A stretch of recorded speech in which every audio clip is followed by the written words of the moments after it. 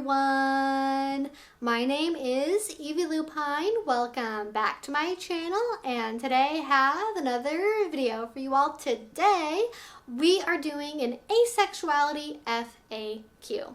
And the reason for this is I did a video maybe like a couple weeks ago, probably a couple months ago by this point, where I talked about compulsory sexuality and asexual alienation, which is my term for it. And I don't really talk about ace stuff a lot on my channel. It does come up because I am an ace person, but because it's so long between when I do videos about it, I always get a lot of people that are like, what even is asexuality? And what's this thing about demi? And how do you know if you're ace? And how is it different from having a low sex drive? And all of those questions are really important to answer, so I thought, why not just talk about them all right now in a very convenient one-stop video? So I asked you all over on Twitter for your asexuality related questions. That could be questions about me and my journey as an ace person. It could be about your experience and if you fit into being ace or not, or just general questions about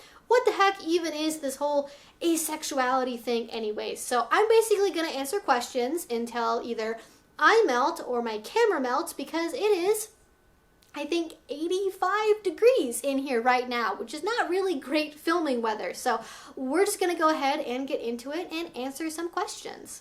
All right, so our first question is from Hazel, who asks, along the nature versus nurture line, how do you see past experiences playing into where you, not necessarily you specifically, but someone, fall on the spectrum?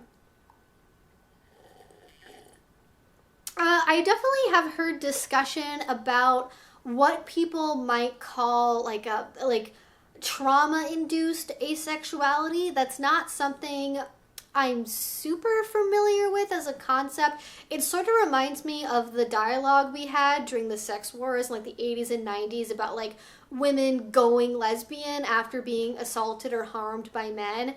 I'm not like super in love with the idea that like trauma causes you to change your sexual orientation, or like your orientation is caused by traumatic experiences, because that feeds into the narrative that people that are ace are that way because something is inherently wrong with them, which is obviously not true.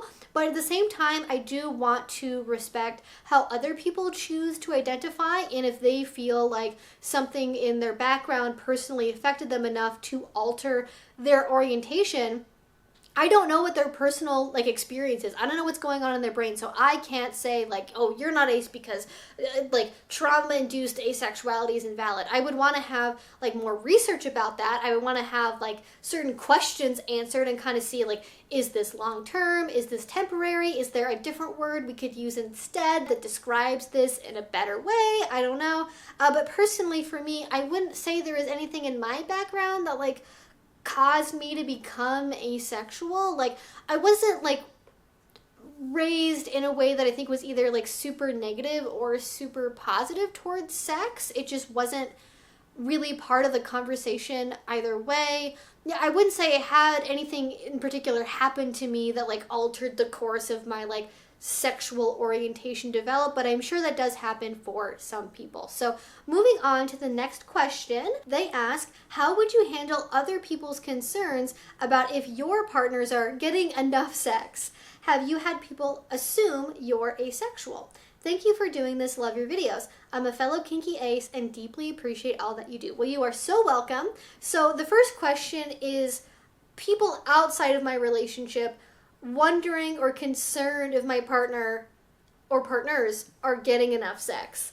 And to me, the answer is like, I'm poly, so that's not my responsibility. like if they're not getting enough sex with me, like they have alternatives to that. I'm not like starving them or cutting them off or like, you know, controlling like their ability to get sex and like hurting them in some way. Like that's part of how I negotiate my relationships, is people know I'm ace if they choose to date me. They maybe don't know on the first date because we're going to have that conversation. We haven't had it yet. But if we're dating, they know I'm ace. They know what my relationship to sex is enough to where they can make a fully informed choice about whether to date me based on how I relate to sex. And for some people, they choose not to. It doesn't work for them. So for people that are concerned about my partner getting enough sex, it's like, one, we're polys, they have access to, you know, however much sex they want to have with other people. And two, they know I'm ace before we start dating, so they can make a choice about if their sexual needs are going to be able to be met. Now, there's obviously negotiation in individual relationships, and because I am an ace person that does, at least some of the time, have sex with partners, it's not like it's like a completely like no touching, no love, no affection relationship. And I would remind people that like not only is this fully informed in the direction about how and if and when sex will happen, but also like you have to remember that no sex doesn't mean no love and no affection. Like, there's still cuddling and back rubs and kissing, though not all kissing, because I'm not into like French kissing and I think it's gross, but you know, like there is still affection and care in that relationship that is not just sex, so maybe don't worry. I don't think I've ever had anyone assume I'm asexual before. I don't know what the stereotype of what an ace person looks like is, but I guess I don't fit into that mold. I think I've had more people assume I'm bi, like in this way of like, oh, I just assumed you were bi, because being in polyamorous spaces and being in kinky spaces, that is way, way, way more the expectation. And I talked about this in the video I did on asexual alienation, where sort of this like very outwardly performative, like kind of queer sexuality is more expected in those spaces. And that's just like not me. Like I definitely like, I don't know, I more prefer to do things behind closed doors in relationships than like be very overt in public and kind of perform with it. But, you know, I've never had anybody assume that I'm ace. So, you know, make of that what you will. All right, so we have a little bit of a longer question here. And this one says, can you still be demisexual and have a strong emotional connection to a celebrity? I have been told it's possible by some, while it isn't by others. I still feel like I have to know them as much as a fan can know them without being weird, of course, to have some kind of sexual attraction to them. A strong parasocial emotional connection, I guess, is what I'm trying to say. I totally think that you can be demi and still experience attraction to celebrities. I talked about this in my video on demisexuality, actually. And there's sort of two ways of thinking about it, right? There's sort of like seeing a poster of like random hot boy in movie and your friends being like, oh my god, isn't he like so hot? And you're like, I don't get it. There's that where it's like you're not really imagining anything with them. You don't have a parasocial connection to them. It's just a random like hot celebrity. Whereas I think if you're demi, if you're dealing with like fantasy and you're dealing with like imagining something with that person, I think you could construct a narrative in your head, a fantasy in your head, where it's based on having a connection with that person in a deep emotional way, maybe also again based on a parasocial relationship like you mentioned, but that like involves like, because when you're in fantasy, right, like you can make anything be whatever you want it to be, so you can go through the work of being like yeah, and then we have a connection, it's great and whatever, and you can have that be the basis of being able to have the fantasy in the first place. So I think it depends on how you see what a crush is and like how instantaneous the reaction or feeling is. Because it's one thing to go again like, ooh, hot boy on poster, versus like having a fantasy that involves like, and we have this really loving relationship and we play Mario Kart together and we read comics together. Like, you know, there's different ways of relating to celebrity. But honestly, ultimately, it's up to you, right? Other people can't tell you if you fit the label or not. Now, if it's totally outside of the bounds, right, of like the given, like assumed, understood definition, okay, then maybe, yeah, then. But outside of that, like when it comes to the little subtleties like this, only you can really know if that feels like being demi or not. Like if you can have a celebrity crush and read celebrity fan fiction and still count as being demi. For some people, that's going to fit in their demi bubble, and for other people, it's not. And you get to make that choice on your own, not other people. Like, there's not like a demisexuality committee that's choosing whether or not you're allowed in the club or whatever. So just let go of other people's opinions dictating your experience of your orientation, just as an aside there. All right, our next question is from What's Up, which I love.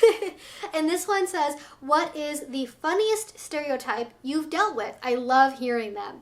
So, okay, I did have a conversation recently with somebody where they were trying to explain like how they assume I go through the world. And they were like, yeah, it's just like easy when you just see everyone as like gray, emotionless blobs all the time. And I'm like, if anybody watched The Fairly Odd Parents, I think that was it. It may have been Danny Phantom.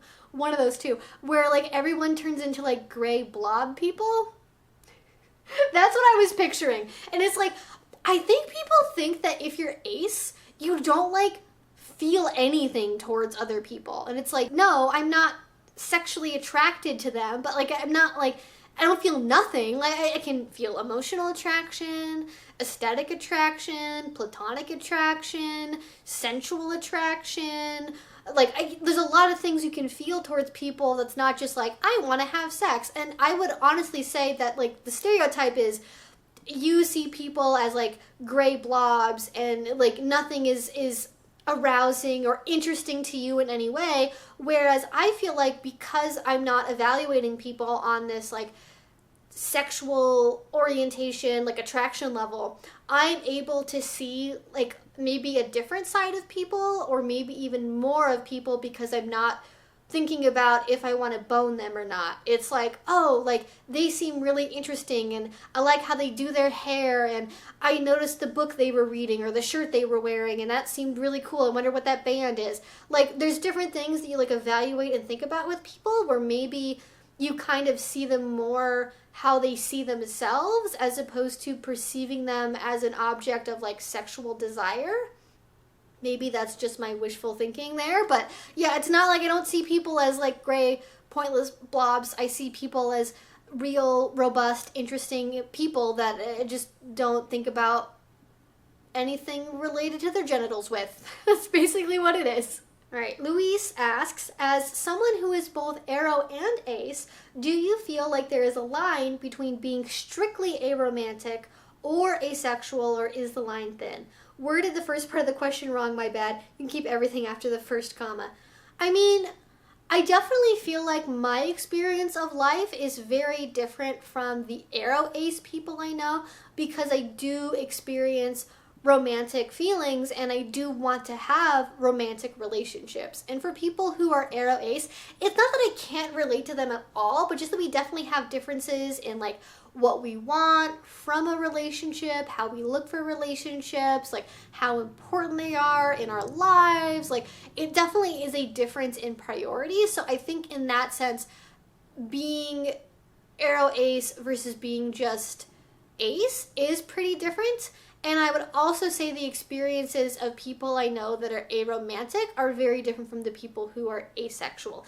We definitely relate in a lot of ways when it comes to like social expectation and pressure and kind of, you know, having trouble finding relationships and people that understand us.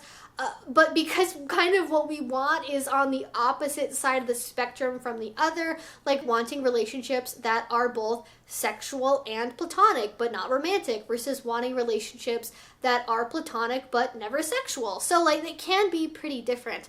But I would say they overlap enough to where a lot of people have shared experiences between them, but I wouldn't conflate them too closely. I hope that answers your question. I'm not really sure that it does, but yeah, being aro ace is different from being ace, and being aromantic is different than being asexual, though there are a lot of shared experiences between the two. But moving on to the next question, please elaborate on asexuals enjoying sex and not being demi. Some ace folks said they would be okay going a lifetime without sex, but I don't really relate.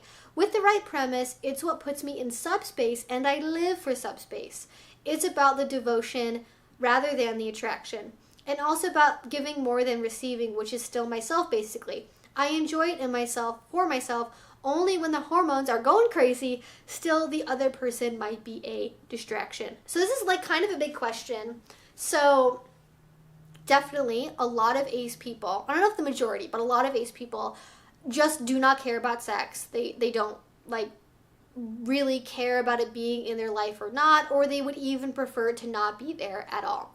And I think for a lot of people, especially for people that are in BDSM, that are submissive, performing sex acts can be like a form of service where it's not really about the sex itself. It's about the devotion and the loyalty and the love in the relationship, that you're willing to do this thing that you personally do not get anything out of. It's kind of similar. I think there's like kind of a subset of like male submissives that are into like forced blowjobs, where they have to give like men blowjobs even though they're not gay. And that's not really like a perfect analog, but like people do things outside of their given sexual orientation for the sake of power exchange, and it's not even just an ace thing. It's just like what happens. And for people who are watching this that don't know what subspace is a pronounced mental change that can happen during BDSM scenes to the bottom or submissive partner, and it can feel a lot of different ways. It can be a sense of euphoria, of complete relaxation, of completely giving over to someone else, but it tends to be a really, really big positive experience, and the tools you can use to reach that are varied, and for some people that can include performing sex acts.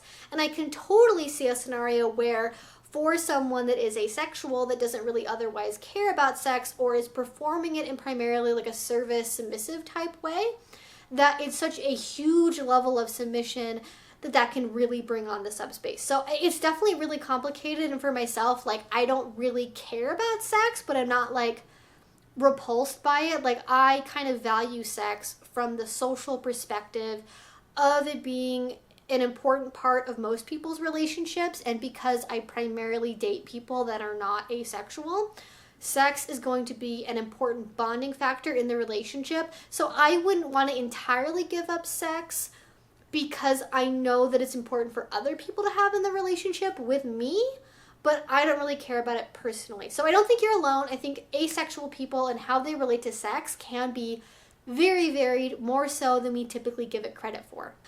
So really interesting question here, but this person says, I've identified as ace for many years. I'm 41, and very recently I felt sexual attraction to one person, first in my entire life. Can I still identify as ace, or am I gray / something else? So I feel like this is very similar to my experience, because I identify as gray A, and I very rarely experience sexual attraction. It's happened like twice. Yeah, twice. I think it's happened twice in my life, and it's definitely very different. Like when I feel it, it's like, oh, what's this like weird thing happening over here? And especially if you experience it for the first time later in life, I can imagine that's like really jarring because of how it can conflict with your self-image of like, I thought I was this person, and now here's this thing come to like destroy everything I thought I knew about myself. And that can be really disruptive. And I want to say, I think you're definitely still on the ace spectrum. I think, I don't know if it's like, I would probably say that it would fall under the gray A label, but it's like, there's a whole spectrum, right? There's like allosexual or non-asexual people over here, and then there's like the far end of aro ace, never experienced sexual attraction ever, sex repulsed on the far end. Then there's like a different spectrum of like other types of ace. Then there's like gray A, and there's demi and everything else, and like it's a whole range of experiences. And I think you could be like gray A, but really, really, really close to being ace, and that's fine, because I don't really see it as like something to be stigmatized or be something that people have bias about, that they're gray ace instead of ace, like it's like lesser. But I think if it's like a one-time experience for you and like it never comes up again, maybe even with the same person, I think you could still call yourself ace. But for me, I think I would probably categorize it as being gray A, because that's how I see being gray A, and I don't think being gray is a problem, but that ultimately is your choice. This connects to one of the other questions. So this person says, isn't it frustrating for your partners? And I have to be totally honest, I have definitely experienced a lot of relationship conflict around me being ace in the past, with multiple different partners, even though I'm open and have been for many years now at this point with my more recent relationships, about being ace and not really being sex driven. So it can be frustrating for people, I think, in a valid way where it's like, this is how I show love and affection. This is how I'm reassured of our relationship. And I wish I could do this mutually beneficial, enjoyable thing with you. And you just are like not interested. So it can sometimes be frustrating. But like how valid that frustration is given my practice of informed consent about being in a relationship with me, I don't really know. I'm not sure. Like, it is frustrating, but like, I feel like if you buy black licorice, you can't really be surprised when you eat black licorice and it tastes like black licorice when you thought it would taste like red. Like, there's sometimes this frustration is sort of like this wishing I would change, and I find that very off-putting. Like, I don't know, I told you what it was, this is how it is, and like, if you want to change me and base our relationship on hope for that change, we're probably not going to work out, and that I find frustrating. So it is, but they should have been aware of it going in. That's my opinion. All right, I think I have time for like one or two more questions here. Let's see what we've got going on. Okay, here. Can you be sexually attracted to a person but not their appearance? Does that count as being ace? I am never attracted to people's bodies, but I notice certain personalities and behaviors get me. So it doesn't matter where the sexual attraction comes from, if it's their voice or how they look or their smell. Like, it doesn't matter what it is that causes the sexual attraction. Being ace is about not experiencing sexual attraction either at all or very rarely, like in gray A, or only experiencing it after establishing some other kind of bond with the person.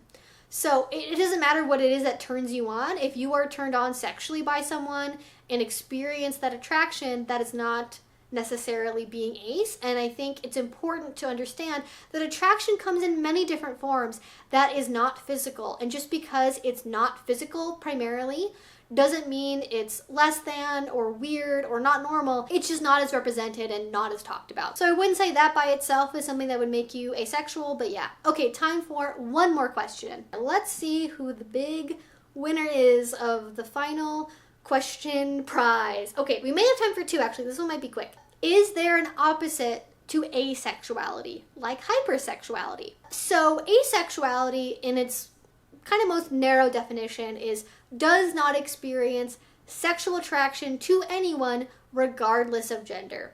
So I think the opposite of that would be experiences attraction to potentially anyone, which would be like pansexual or maybe like omnisexual. However, you can be ace and pan in a way that might be kind of confusing. So if you're someone who's like gray A or demi, you might be somebody who is demi, but when you do experience sexual attraction, it could be to anyone regardless of gender. So it's sort of like, okay, there's pan, which is like anyone regardless of gender, or like many, many genders, like an omnisexual. I think, again, I'm not like an expert on those definitions, but those would be closest because it's not about like sexual action. So hypersexuality would be like has a lot of sex and desires a lot of sex. Ace people can still have a high sex drive.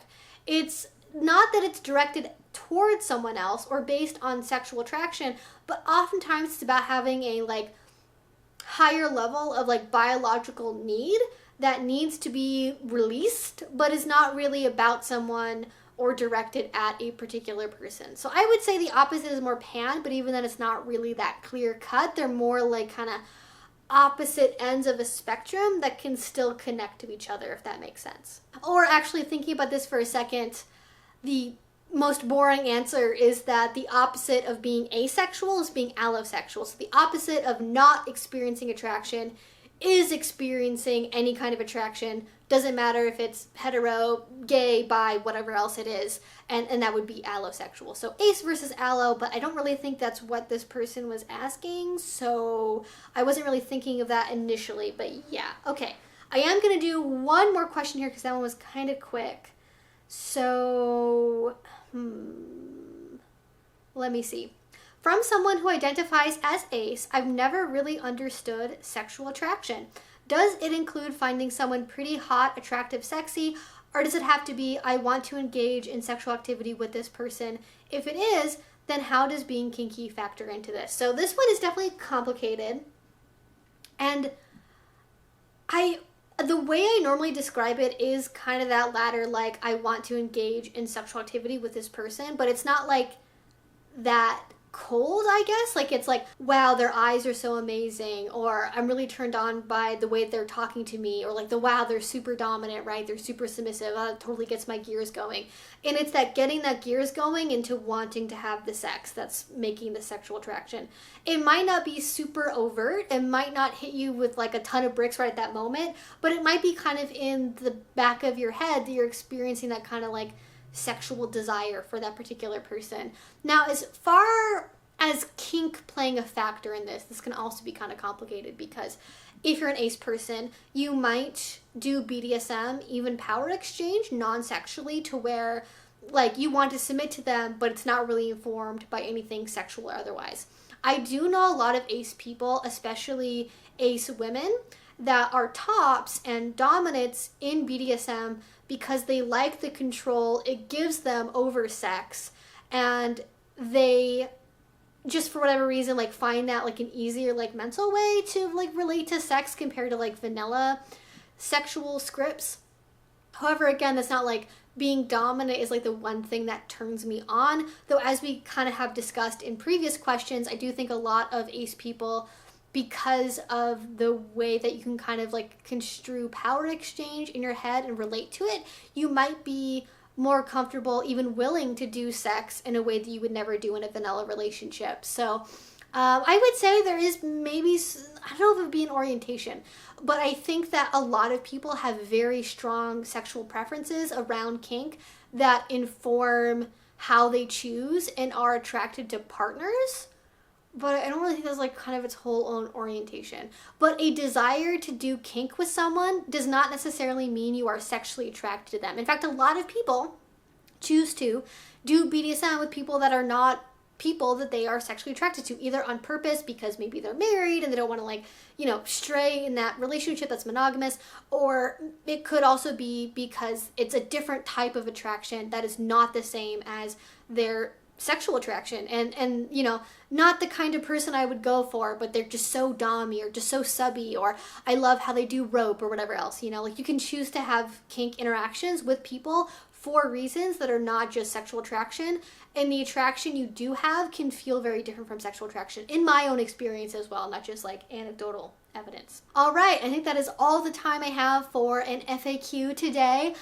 I've been filming for hours at this point. I am melting. My camera is melting. It's probably on fire. Like, I need to take a break and go, like, I don't know, lay in a nice cold bath or something. I don't know. But thank you all so much for sticking with me through this FAQ. I hope that if you had some questions, they got answered. If you do have more questions, I am happy to follow up in the comment section down below, as well as any other thoughts and opinions you might have as an ace person, as a non-ace person, anything else, things you disagree with me on. I would love to hear from you again in a comment down below.